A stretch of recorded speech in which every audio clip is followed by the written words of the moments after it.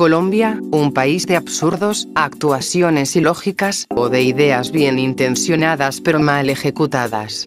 Todos hemos sido testigos de esto a lo largo de los años, gracias a los medios de comunicación. Estos tienen el poder de mantenernos informados, pero también tienen el poder de moldear opiniones, y más todavía gracias a los sinnúmero de escándalos mediáticos que ocurren. Pero es bueno que pase, porque se presta para muchas arbitrariedades, como formar opiniones erróneas en la opinión pública, y más cuando estos medios sirven a intereses particulares, o en los casos en que se alimentan del morbo de los colombianos para vender, o se prestan para que politiqueros hagan política de tragedias, o el más común, cuando hablan de temas técnicos o científicos sin tener idea de estos. Una vez me referí a esto en mi video de la destitución de Petro. Ahora bien, dado el dinamismo de los sucesos, y a veces la mala memoria de los colombianos, voy a mencionar algunos de estos escándalos mediáticos, y les daré un análisis de fondo, hasta donde me sea posible. Caso Colmenares. La noche del 30 de octubre de 2010, Luis Andrés Colmenares salió de fiesta con unos amigos, pero no regresó. Fue hallado su cuerpo caño del Parque El Virrey. Fueron llamadas a juicio quienes estaban con él, las jóvenes Laura Moreno y Jessy Quintero. Seguramente todos fuimos testigos de y vimos su desenlace, pero en sí, ¿por qué ellas fueron absueltas? Verán, existe un principio dentro del derecho penal, llamado la igualdad de armas, según el cual la defensa podrá tener las mismas capacidades que el acusador de buscar medios para defender al indiciado. Y así fue. El análisis forense que fue presentado en el juicio, según el exdirector de Medicina Legal y Ciencias Forenses, Máximo Alberto Duque, marcó la tesis inicial del caso, que su muerte fue violenta, es decir, fue asesinado. La defensa contrató, entre otros, a Miguel Botella López, un antropólogo que ha trabajado en investigaciones de este tipo en Chile, a identificar muertos de la dictadura de Pinochet. Dijo que se habían violado los protocolos para practicar esos procedimientos, más exactamente. Fuente: El Espectador. Entre estas conclusiones está la existencia de una huella patrón que, según la fiscalía, fue causada por el impacto de la base de una botella en el cráneo de Colmenares. Pero el experto español aseguró que tal huella no existe. Además, Botello afirmó que si bien hay dos fracturas causadas en dos eventos distintos, la primera sería una consecuencia de la caída y, la segunda, consecuencia del deficiente procedimiento de necropsia realizado por Duque. El antropólogo indicó que las hemorragias en las vértebras de Colmenares, que supuestamente fueron producto de los golpes, en realidad ocurrieron durante la segunda exhumación, pues el tipo de cuchillo usado en la exhumación para decapitar al cuerpo dejó las marcas. Además, dijo, los cortes que se hicieron en el cráneo y las costillas destruyeron toda la evidencia y eliminaron de tajo toda posibilidad de revisar el cuerpo una vez más. La sentencia fue proferida por el juez 11 penal del circuito de Bogotá, absolviendo a Laura y a Jessy. Esto despertó indignación en el país, sobre todo porque ya los medios insinuaban que ellas fueron quienes lo mataron. Pero la verdad es que realmente aún se desconoce qué pasó realmente. Las cámaras de seguridad no fueron de mucha ayuda realmente porque fueron recogidas tarde, y, atención a esto, la memoria de las cámaras de seguridad es muy corta, grabarán según la capacidad de disco duro del que disponga y su programación. La legislación le obliga a eliminarlas a los 30 días, salvo que autoridad judicial o fuerzas y cuerpos de seguridad del Estado competentes determinen lo contrario. Únicamente podría almacenar más tiempo imágenes que registren una infracción o incumplimiento de los deberes laborales. No obstante, suele durar entre 3 y 28 días. 2. Caso Juliana. Un caso reciente que conmovió al país. El asesinato de la niña Juliana Zamboni. Rafael Uribe Noguera, ya todos conocemos quién era, y cómo el cuerpo de esa niña apareció muerta y con signos de violencia sexual a 100 metros del estudio donde trabajaba. Al final el hombre, si tuvo un poco de decencia, se allanó a los cargos por feminicidio agravado, y condenado a 51 años de cárcel. La juez 35 penal de circuito, hizo un mea culpa sobre cómo en Colombia la mayoría de casos como el de la pequeña Juliana quedan en la impunidad. Así que realmente esta es una batalla ganada, pero una guerra lejos de terminarse. Lo anterior indica varias cosas. Primero, que Colombia tiene una sociedad enferma. Segundo, para nadie es un secreto que el sistema judicial colombiano es muy lento, pero lo que debe hacerse realmente es aligerarle la carga, invirtiendo más en laboratorios de criminalística, médicos forenses, darle presupuesto a la rama judicial para que haya más jueces y fiscales profesionalizados, etc. Mucha gente cree que la solución es poner medidas de cárcel infinitas o incluso la pena de muerte. Sinceramente no compartimos eso. Lo de la pena de muerte viola el derecho a la vida, y más cárcel realmente no soluciona nada, porque para poner a alguien en la cárcel debe aceptar los cargos o ser vencido en juicio, y ese es el lado débil de la justicia. Consejo para la vida: si escuchan un político ofreciendo eso, si lo eligen, es puro y simple populismo para conseguir votos.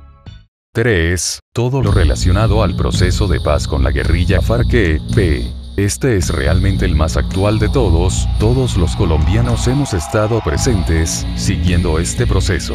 No es la primera vez, se inició con el gobierno de Belisario Betancur, que en esa época había 4 grupos guerrilleros, FARC, ELN, EPL, M19, y se comenzó el diálogo con ellos, algunos con más resultado que otros.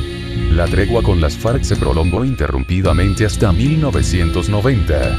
Hoy día el grupo M19 fue desmovilizado, quienes sobrevivieron a su intento de exterminio se unieron al polo, excepto el senador Eber Bustamante, unido al Centro Democrático. El EPL desmovilizado, aunque existe un grupo disidente que sigue luchando. Con el ELN se busca dialogar, con las FARC se intentó negociar en el periodo de Andrés Pastrana, no funcionó. Con Álvaro Uribe Vélez, se combatieron, de hecho se creó un impuesto para el impuesto a la guerra, no obstante se crean varios programas para desmovilización de guerrilleros, 21.000 se acogieron, 18.000 pertenecían a las FARC. Hoy, con el acuerdo de Juan Manuel Santos, se presume que existe la posibilidad real de conseguir la desmovilización absoluta, excepto por los disidentes. El acuerdo original se firmó en Cartagena, en presencia de un enorme despliegue mediático, el anterior secretario general de Naciones Unidas Ban Ki-moon, entre otros. El 2 de octubre se realizó el plebiscito, al cual hubo un enorme abstencionismo, y ganó el no, por 50.000 votos de diferencia. Luego no ha parado de llover la mediatización, la politización. Al final se pidió al no que dieran propuestas, a las que las partes accedieron. Y se firmó el acuerdo nuevamente.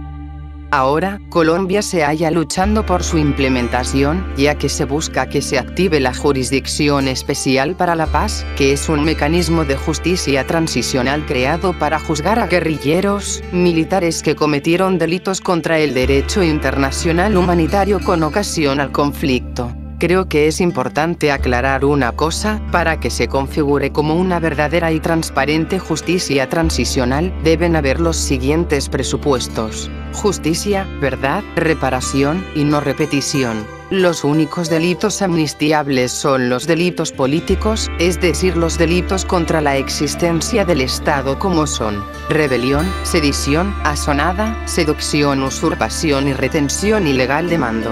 Esta justicia busca la verdad, por tanto se castigará con 5 años a quienes confiesen y digan toda la verdad. Obviamente habrá una comisión para corroborar que los hechos confesados sean verídicos. Quienes digan la verdad a medias o mientan enfrentan la pena de 8 años o la posibilidad de ser intervenidos por la Corte Penal Internacional. Recientemente fue la dejación de las armas, ahora en manos de Naciones Unidas, y los opositores al proceso no hayan ya que decir para desmeritarlo, a pesar de los contratiempos que el gobierno y las FARC hacen ellos solos. Lo realmente preocupante del asunto no es que se tomen el poder, porque realmente alguien va a votar por ellos. Exacto, lo que preocupa es la desinformación que hay, y que se forman opiniones, pero en base a opiniones parcializadas y a rumores. No hay argumentos, solo se habla apelando a sentimientos y al miedo, de parte y parte. Este paso es necesario y ha traído 2 beneficios importantes al país. 1. Han caído muchos actos por parte de la guerrilla, han disminuido las víctimas del conflicto, y ya no hay heridos de guerra en el hospital militar. El otro beneficio es que al acabarse, se ha disipado la cortina que ha nublado la visión, y nos permite ver con claridad el mayor mal que tiene Colombia, y que es prácticamente la causa de todos los males que nuestro país tiene: la corrupción. Saben que, ese aspecto es demasiado extenso, y merece la pena dedicarle un video entero, y supongo que eso haremos. Disculpen que los dejemos esperando, pero creo que sería más técnico de esa forma. Hablaremos principalmente de los escándalos que se llevan más porcentaje del presupuesto del país, y son los de contratación en obras públicas, como el caso del túnel de la línea o cruce de la Cordillera Central.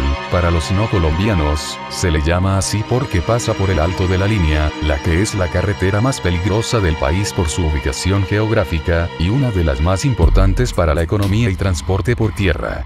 Los subsidios millonarios de Agroingreso Seguro, los contratos que fueron entregados a la multinacional Odebrecht y la gran cantidad de implicados, los escándalos de Canal Isabel II, la empresa española que opera el servicio de agua de la ciudad de Barranquilla, los escándalos de nuestro sector petrolero, es decir, la corrupción en Ecopetrol, la desaparición del fondo para la refinería del Meta, que aún no ha empezado a construirse, problemas en la planta de destilación de etanol Bioenergy, y el más importante de todos, la única planta de refinería petrolera del país, la refinería de Cartagena, o Reficar.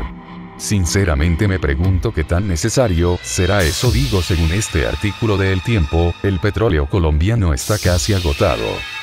Ahora, no hablaré del paro de maestros porque ya de hecho han hecho un video al respecto, y lo explica de la mejor manera posible, cortesía de La Puya. Link en la descripción. Respecto al atentado al centro comercial andino, dejaré que pase el tiempo y que los investigadores hagan su trabajo. Para terminar, me quejaré de cómo los medios tienen un muy evidente interés en que a nosotros nos interese más la situación de Venezuela que la nuestra. Eso lo vemos a diario. Sabemos la tensa situación que vive el país hermano, el modelo chavista es insostenible, porque Venezuela tiene un modelo económico que depende exclusivamente del petróleo y no produce nada en casa, de ahí que aunque salgan del pseudo socialismo que tienen, no van a salir de la pobreza. Para más información, un link en la descripción.